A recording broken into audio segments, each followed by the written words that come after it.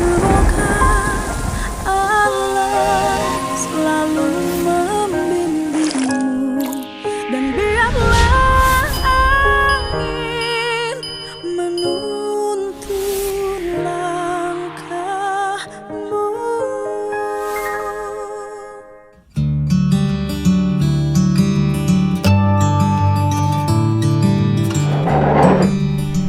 Saya pagi hari ini kedatangan tamu istimewa.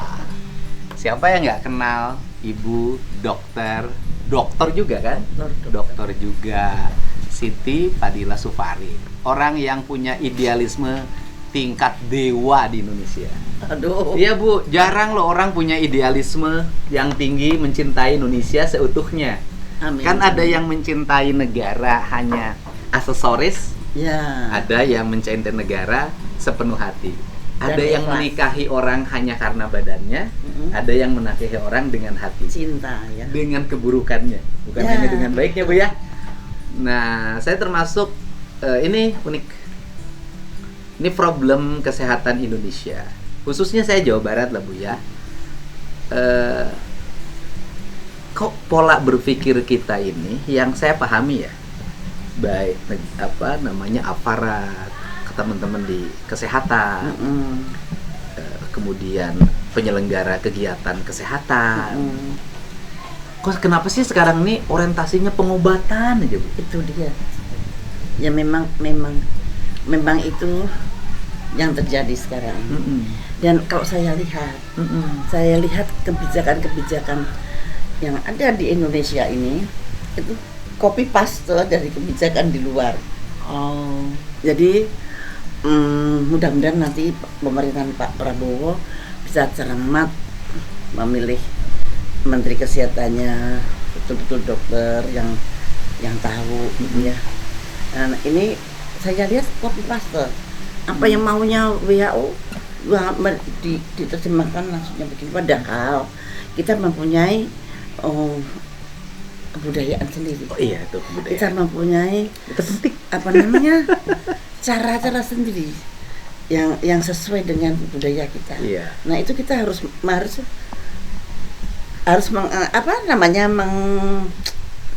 apa ya? Kalau dapat ide dari luar, Iya. kemudian dikawinkan dengan kearifan lokal. Iya. Nah, saya ini termasuk ini banyak orang yang tidak semua, simpel saya sih sudah 90% paham ya. Tapi 10% karena pura-pura tidak paham karena menyangkut politik. Kan gitu. Kalau sudah menyangkut politik kan paham pun pura-pura tidak paham. Ini saya hidup di sini loh Bu. Ya kan? Rumah saya Adem itu banget. terbuka. Pohonnya banyak. Berjendelanya banyak banget. Tanpa AC. Oh iya. Tapi dingin ya Pak ya? Iya, saya nggak pernah pakai AC Bu, gitu loh. Karena bagi saya hidup tidur dengan ber-AC, apalagi AC-nya dinyalakan, bagi saya adalah memendekkan umur. Oh iya. Kalau bagi saya, karena dingin Bu, saya nggak kuat, suka masuk angin. Nah, itu saya, tapi nggak, orang lain bisa jadi lebih sehat. Nah, kemudian saya belajar dari leluhur. Rumah harus menghadap ke utara dan ke selatan. Oh iya. Harus dikasih jendela di timur dan di barat. Harus ada dapur yang luas. Ada ruangan khusus yang tidak boleh orang lain masuk, kecuali hanya keluarga. Nah, setelah saya pelajari ketika kasus COVID, ternyata itu adalah ilmu untuk menjaga keluarga dari gangguan kesehatan. Jadi kalau ada yang sakit nggak akan nular-nular kemana. Itu loh. Ya itu kebetulan Bapak bisa bikin kamar ini itu. Kalau ada orang yang hanya mampu membuat rumahnya cuma 3x5 Nah, meter, itu repot. Nah, nggak bisa. Nah, kemudian masuk ke rumah, sepatu harus dibuka. Dulu kan dianggap kampungan banget. Ternyata waktu COVID sepatu harus dibuka ya. Nah, itu kan tradisi leluhur kita ngajarin pola hidup sehat yang bersenyawa dengan alam, dengan lingkungan. Nah, kemudian saya menjadikan diri saya sebagai dokter saya sendiri yang mengatur makan, mengatur minum, ya ujungnya kan hawa nafsu kita kan. Nah, tradisi dalam pandangan Ibu seperti apa sih hubungannya dengan kesehatan? Kita itu kan diturunkan dari leluhur kita. Dan nyatanya leluhur kita itu nyatanya bisa melahirkan kita, berarti leluhur kita ya survive lah. Dan dulu mungkin belum ada penyakit-penyakit yang seperti sekarang. Dulu alam itu masih ramah. Dan semakin kesini kan berbeda sekali dengan zaman dulu. Kalau dulu dengan tanaman-tanaman obat yang kita tanam saja sudah cukup. Kalau panas diberikan ini, kalau ini diberikan itu. Jadi misalkan batuk dikasih kencur. Ya kalau sampai sekarang saya kalau batuk saya kasih kencur.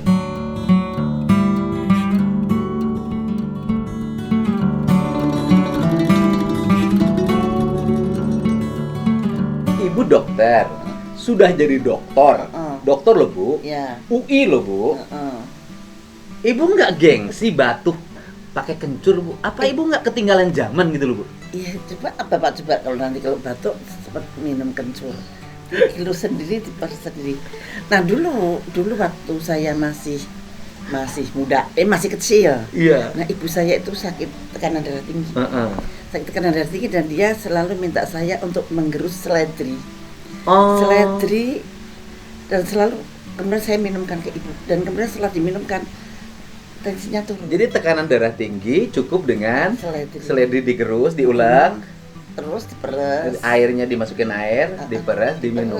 Diperes diminum, nggak usah pakai air, kadang-kadang airnya cuma sedikit aja. Belimbing juga sama katanya. Ya. Belimbing. Buah belimbing. Belimbing, tapi itu kalau yang kemudian setelah saya menjadi dokter ahli jantung, maka saya teliti karena dokter ahli jantung itu juga menguasai hipertensi. Nah kemudian saya meneliti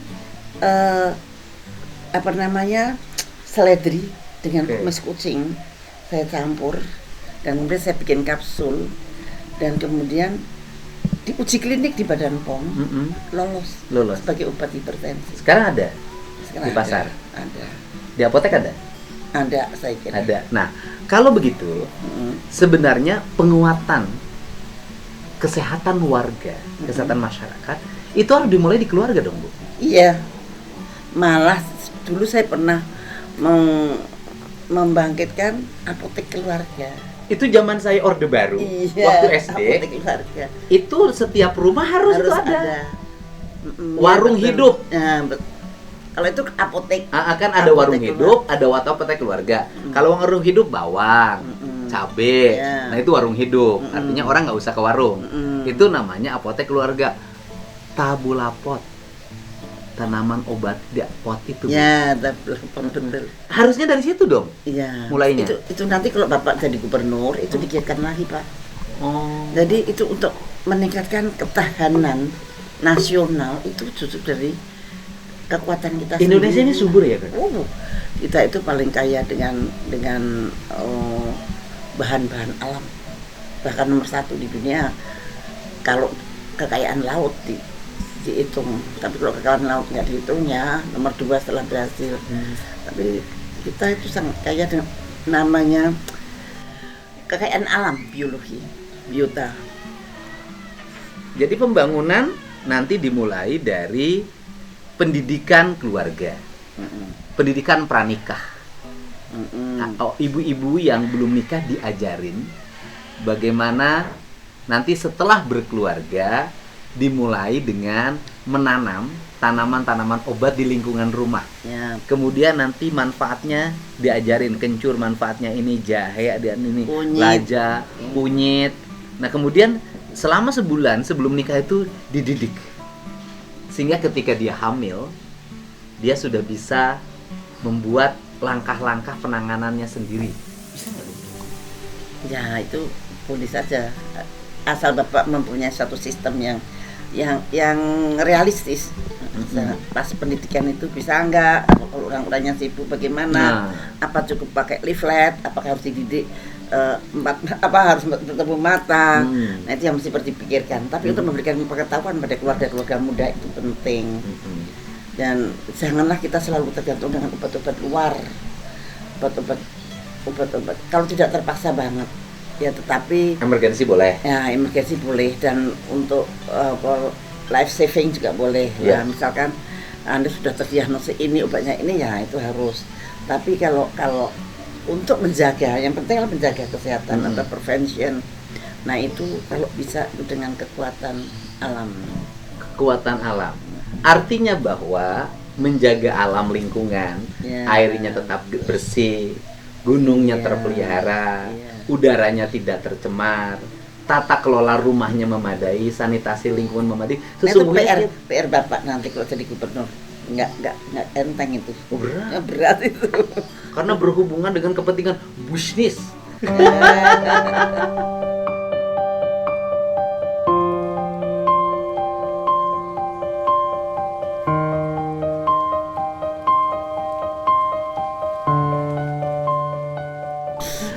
Ya, itu yang berat itu kadang-kadang kebijakannya maksud Bapak bagus, tapi tapinya itu yang kadang-kadang ada tekanan ini, tekanan itu, yang Bapak terpaksa lah melepaskan. Nah itu saya mohon Bapak harus kuat gitu. Iya. Ya. Nah, kemudian kalau begitu ketahanan keluarga dimulai dari ketahanan ibu mulai hamil. Nah, ini problem di Jawa Barat tuh angka kematian karena ibu hamil, karena melahirkan masih tinggi. Termasuk stunting. Ibu gimana tuh pandangannya? Saya dulu ya, saya pernah jadi Menteri Kesehatan. Saya dulu punya satu program yang namanya Sayang Ibu. Oh. Sayang Ibu itu dimulai dari hamil. Nah, itu saya menempatkan satu bidan satu desa. Bidan desa itu harus punya kendaraan motor ya, yang diberi oleh pemerintah. Saya berikan motor dan kemudian saya berikan tanggung jawab bahwa kehamilan di desa itu harus di bawah pengawasan kamu dari awal. Yang ngawasin siapa? Yang ngawasin bidan ini. Bidan. Ya bidan ini. Dan nanti kalau saya langsung kadang-kadang saya tidak, saya rajin tidak. Nah si bidan ini misalkan di desa itu ada 11 ibu-ibu yang hamil, dia harus apa nomor berapa, RT berapa rumahnya, dan rumahnya itu kemudian dikasih tanda ibu ini ya hamil normal, apa hamil ada risiko, atau hamil yang risiko. Kasih stiker lah. Ya. Hamil normal contreng, hamil resiko contreng. Itu stiker. Ada benderanya di depan rumah. Oh, dipasang bendera. Waktu itu benderanya burung-burungan. Burung dari nanti kertas. simbol Bu, yang hamil normal gambar burung ini. Ya, burungnya hijau. Hamil beresiko. Yang agak berisiko kuning. Kalau berisiko berat merah. Beresiko berat. Oh, ada benderanya. Jadi udah ketahuan dong. Burung-burungan dari kertas itu. Ya, udah ketahuan dong. Nah, jadi lewat pun tahu, oh ini yang risiko berat. Oh ini risiko sedang. Oh ini risiko tidak berisiko. Kalau tidak berisiko kan bidan aja cukup. Nah, di situ ada stiker. Ya. Ini nyonya ini. Nanti tanggal kelahirannya akan datang tanggal berapa, akan dilahirkan oleh dokter siapa, kemudian siapa yang nganter, tetangganya pun ditulis di situ, pakai mobil siapa. Jadi jangan sampai ibu hamil melahirkan itu terlambat datang ke tempat di mana dia melahirkan. Nah, kemudian bisa terlambat karena jalannya rusak Bu, atau nah kan sudah diketahui lebih awal. Yeah. Jadi kalau begitu baru sekali dua kali misalkan tuh langsung diantar, misalkan begitu. Kalau jalannya rusak banget. Kemudian jalannya nggak ada, harus ditandu. Ini kan problem di daerah terpencil masih terjadi seperti itu. Nah, kalau seperti itu berarti penanganannya bisa lebih dini kan? Nah, terus kemudian setelah bayi lahir ya anaknya ini yang mesti juga diperiksakan di puskesmas terdekat dan sebagainya. Saya kira Jawa Barat sih kayaknya puskesmas itu juga udah lengkap ya. Relatif banyak, hampir ada lah di tapi masih ada loh negara desa-desa yang terpencil. Iya, tetapi ada juga puskesmas yang tidak optimal, peralatannya tidak ada, kadang dokternya tidak ada, gitu loh. Nah, itu kan problem. Ada kebangetan loh di Jawa. Iya, kadang-kadang. Ya. Kan siapa yang mau juga sekarang ditempatin di daerah yang jauh banget, dokternya kan juga pada nggak mau. Itu cuma tergantung dari pengaturan nanti Pak Prabowo tuh yang menterinya Pak Prabowo barangkali yang ngatur. Zaman Pak Harto itu mempunyai aturan yang sangat fleksibel untuk dokter. Tadi dulu belum ada otonomi daerah. Dulu semuanya centralized termasuk kesehatan. Jadi begitu dokter itu lulus kemudian diberikan tugas oleh pemerintah seperti wajib kerja sarjana, kamu ke sana di daerah terpencil harus terisi. Tapi tidak selamanya di situ, mungkin 3 tahun atau 5 tahun, terpencil banget 3 tahun, kalau agak terpencil itu 5 tahun. Setelah itu mereka balik di sekolahin lagi sama Pak Harto, terus spesialisasi. Saya termasuk yang di Jawa Barat nih, Bu. Jawa Barat itu kan rumah sakit yang paling lengkap itu hanya RSHS. Ya kan? Penduduknya hampir 50 juta. Sehingga kita kalau masuk lebih gede daripada Jakarta ya? Iya dong, jauh. Kita kalau ke RSHS itu bukan kayak ke rumah sakit, Bu. Kayak nonton Persib lagi main final. Orang banyak banget.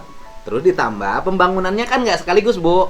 Blok sini selesai, nanti pindah blok sini. Nah, jumlah pasien, jumlah dokter, jumlah paramedis dan pendukung kegiatan layanan tidak sesuai dengan tempat parkir, Bu. Sehingga parkirnya ada di sana di sini. Nah, saya tuh punya nih, mudah-mudahan Ibu bisa support deh. Punya mimpi. 1, setiap kecamatan harus rawat inap dan memiliki kelengkapan untuk penanganan awal. Puskesmas kecamatan. Ya, kecamatan. Ya, puskesmas kecamatan. Agar tidak terjadi penumpukan di rumah sakit kabupaten. Ya. Provinsi nggak akan bangun rumah sakit besar lagi, Cuk Hasan Sadikin. Gitu loh. Tapi provinsi ini akan bangun ruang-ruang layanan di setiap kabupaten. Layanan jantung, layanan untuk penanganan stroke, ya kan? Terus kemudian kebidanan, ortopedi, macam-macam lah. Dan kemudian namanya rumah sakit tipe D sebetulnya. Jadi puskesmas kecamatan ditingkatkan jadi rumah sakit tipe D. Kalau tipe C gede ya. Agak lumayan. Nah, kemudian Pemprov itu mengangkat dokter umum yang teladan di situ, yang rajin mengabdinya. Itu mau saya sekolahkan spesialis sesuai dengan kebutuhan. Nah, ya ini makanya itu seperti Pak Harto toh. Oh, itu seperti Pak Harto ya? Iya. Oh, Pak Harto udah lebih dulu. Saya baru mau akan.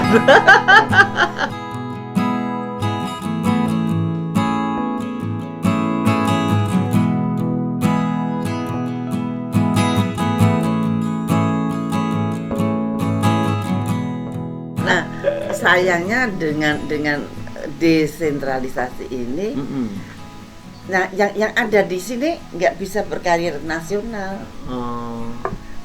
Jadi karir dokter itu terhambat. Misalkan jadi dokter kabupaten, ya dia seumur hidup di situ. Sehingga kalau tidak dipikirkan oleh gubernurnya, ya dia untuk di situ aja. Ya makanya dia paling tinggi cuma jadi Kadinkes nanti. Iya, makanya dia rumah sakitnya itu dilengkapin sehingga kualifikasinya juga meningkat. Itu.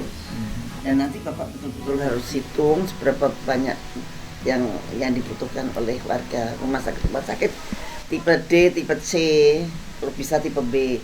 Kalau Hasan Sadikin sudah tipe A ya. Nah, iya tuh gede banget dan banyak kayak RSCM zaman dulu. Sekarang RSCM begini loh. Tiru aja Jakarta kalau soal rumah sakit. Ya, rumah sakit.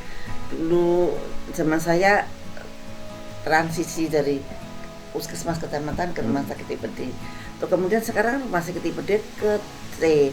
Bahkan kemarin pemeriksaan pilkada itu ada di rumah sakit Tarakan, RSUD Tarakan. Nah, itu saya kira itu sangat penting. Memang sarana kesehatan itu ya mau nggak mau rumah sakit, walaupun kita actionnya adalah prevention, tapi kita harus siap juga rumah sakit.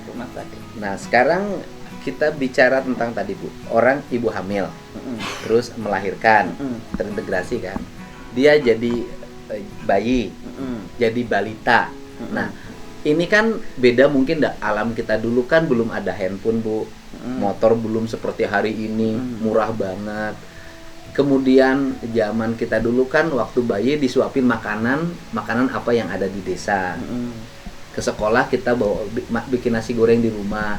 Kalau punya uang jajan, kalau nggak punya uang ya nggak jajan. Nih anak-anak sekarang itu, anak di bawah umur tuh, 1 pakai HP, 2 sudah banyak yang mengenal kendaraan. Nah ini HP aja dulu. Apakah dengan booming layanan media sosial sampai anak-anak mengkonsumsi, perspektif pengembangan otak kiri otak kanan dalam jangka panjang gimana? Itu katanya negatif loh.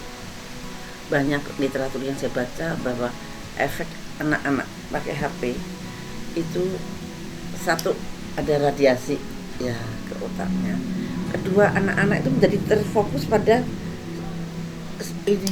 Kita sulit mendidik dia untuk beradab, sulit untuk sopan santun, mengenal alam.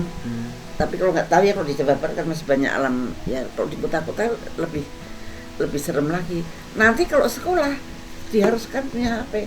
Nah ini yang mesti pemerintahnya nanti, Pak Prabowo mudah-mudahan Mendiknasnya nanti, Mendikbudnya. Mendiknasnya jangan kayak Pak Nadiem. Maaf.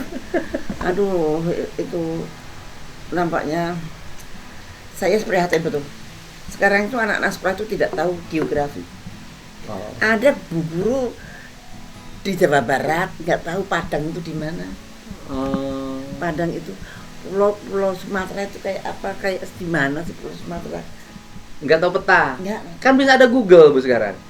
Nah karena nggak, kira untuk apa dibuka? Kalau kita buka sesuatu karena kita tahu, kalau kita pengen tahu. Tapi kalau tidak terpapar dengan pengetahuannya kan nggak pengen. Nah, pertanyaannya adalah dari sisi pengetahuan di bidang kesehatan, ya kan, khususnya anak. Usia berapa sih anak-anak boleh menggunakan media digital? Ya sebetulnya nggak boleh terlalu terpapar. Walaupun ya kalau saya perhatikan ya, anak-anak ini jadi pinter banget tuh. Umur, aduh cucu saya umur 4 tahun sudah tek. Jadi ibu pakai HP juga? Aduh, saya mau melarang bapak ibunya ngasih. Nanti malah dia benci sama neneknya. Ya Anak saya nih yang juga udah pinter, karena ya beda dengan saya polanya. Kalau saya dilarang, tapi ya udahlah, karena nggak dengan saya. Nah, itu kalau anak saya dokter juga. Anak saya memberikan jam, satu hari sekian jam. Satu hari, nanti kalau hari Sabtu, Minggu, nah itu pun dijamin. Sebelum makan nggak boleh main ini. Nanti kalau nggak mau makan nggak boleh main. Nah itu jadi mau makan. Jadi dijamin setiap hari cuma boleh jam berapa sampai jam berapa. Ya, jadi idealnya pendidikan nih Bu. Ini pendidikan kan harus match dengan pendidikan anak dan kesehatan anak. Mereka bisa belajar menggunakan media digital itu SMP atau SD udah boleh. SMP. SD total harusnya nggak boleh. Ya boleh aja sih, asal yang tidak boleh itu terpapar terlalu banyak. Tapi kan susah Bu. Nah, iya. Kalau sudah mulai mengenal terus ibu gini juga Bu, ibu-ibu sekarang tuh nggak mau ribet. Ya betul. Daripada anaknya ngegangguin dia juga lagi main HP, kan lebih baik dikasih HP Bu. Betul. Ibunya masak daripada rewel udah kasih HP. Dan itu memang tuh diem anaknya. Nah sekarang ibu mas sering keluar negeri. Di Jepang seperti apa Bu? Saya nggak kurang. Nah ibu keluar mana, negara mana yang tradisional? Kalau di literatur itu memang ada efek radiasi dari handphone itu ke otak. Nah sekarang di luar tuh anak-anak Jepang SD pakai HP nggak? Nggak tahu ya, mungkin nggak, saya kira. Atau Finlandia kan pendidikannya paling baik. Pakai dia, mereka kayaknya pakai.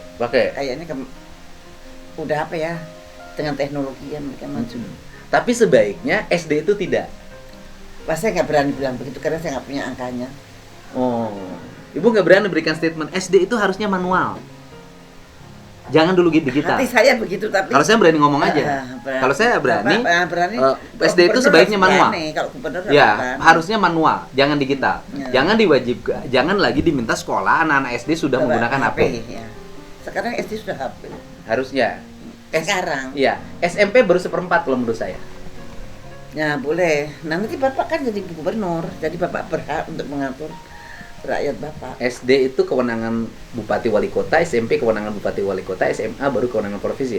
Tapi itu bisa dibicarakan bersama demi kebaikan bangsa. Gitu. Gitu.